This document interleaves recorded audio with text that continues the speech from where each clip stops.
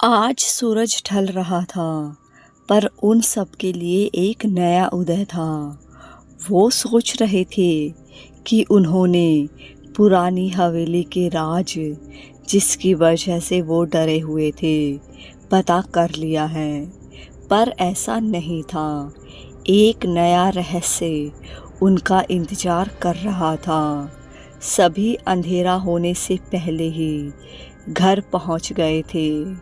उन्हें लग रहा था कि सब घर वाले चिंता कर रहे होंगे, पर ऐसा नहीं था। बस दादी ने पूछा कि इतनी देर कहाँ लगा दी, शाम की चाय भी नहीं पी। सबने खेल में व्यस्त होने का बहाना बना दिया। सोनू ने सबको रास्ते में ही समझा दिया था कि घर पर पहुंचते ही सबको नहाना है, क्योंकि सब शमशान और मुर्दों के बीच से होकर आए हैं। तो सबको गर्मी ज़्यादा होने और पसीने की बदबू की वजह से नहाने का बहाना बनाया। पर सिवाय दीनू के सब नहा लिए। दीनू को वैसे ही नहाना अच्छा नहीं लगता था और उसे ठंड भी ज़्यादा ही लगती थी। उसने केवल बाल गीले किए और हाथ पैर पर पानी के छींटे देकर कपड़े बदल लिए। रात को खाना खाकर सब आराम से सो गए। रात के 1 बज रहे थे। सिवाय झिंगुरों के संगीत के किसी और की आवाज़ नहीं आ रही थी। दीनू को किसी ने जगाया। दीनू ने आँख खोलकर उसका चेहरा देखने की कोशिश की, पर उसकी आंखों में इतनी नींद भरी थी कि वह उसका चेहरा नहीं देख पाया।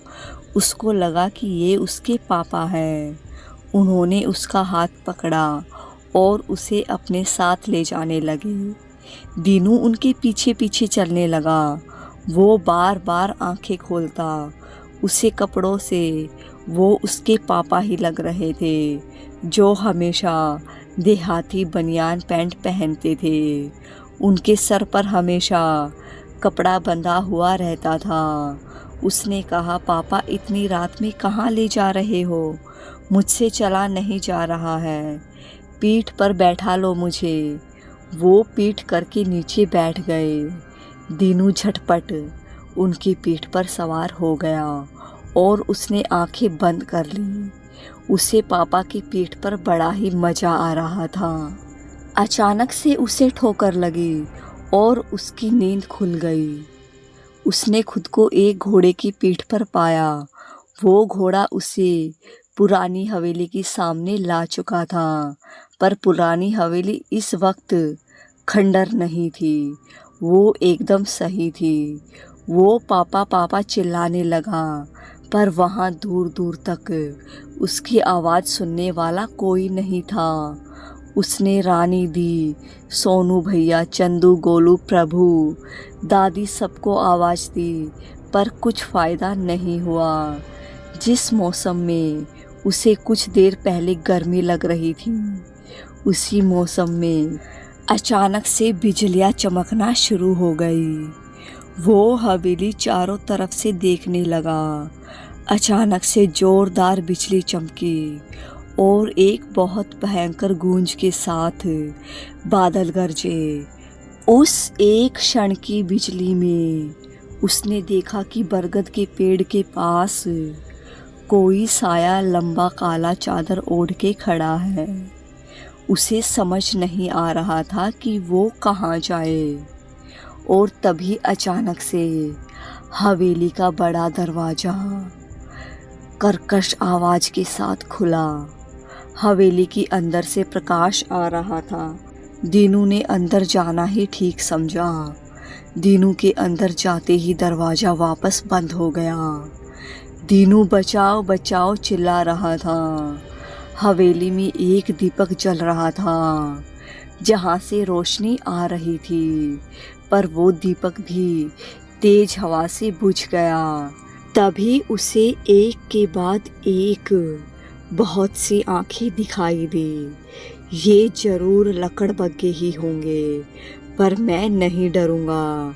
रानी दीदी की बात याद रखूंगा। पर इस बार लकड़बग्गे एक दो नहीं बहुत सारे थे।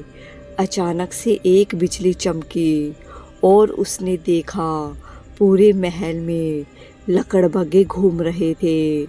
दीनू मदद के लिए इधर उधर दौड़ने लगा, पर उसे पता था कि मदद के लिए कोई नहीं आने वाला है।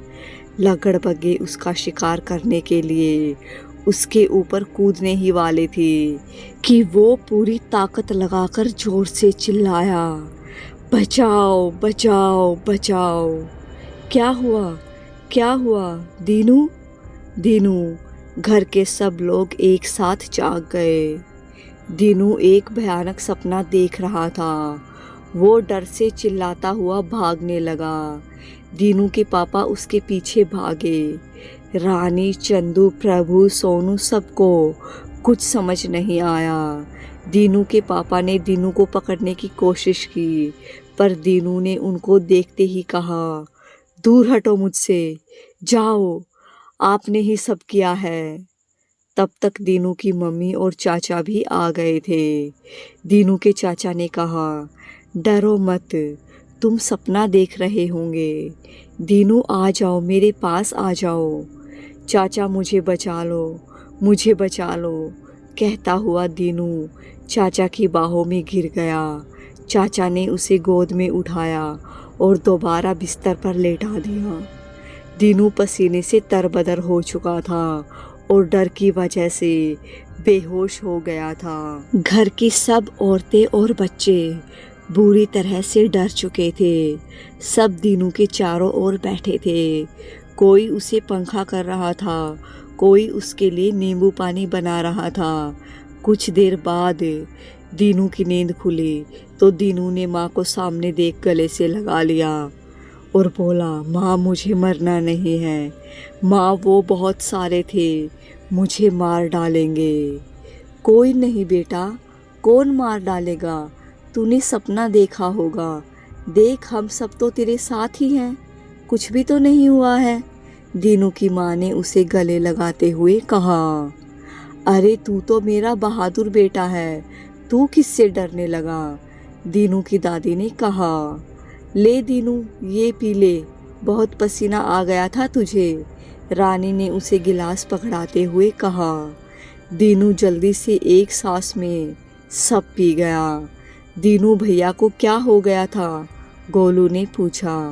अरे बस, अब जो भी बात करना है सुबह करना, सोने दो अभी उसे, वापस याद मत दिलवाओ, दीनू की दादी ने कहा।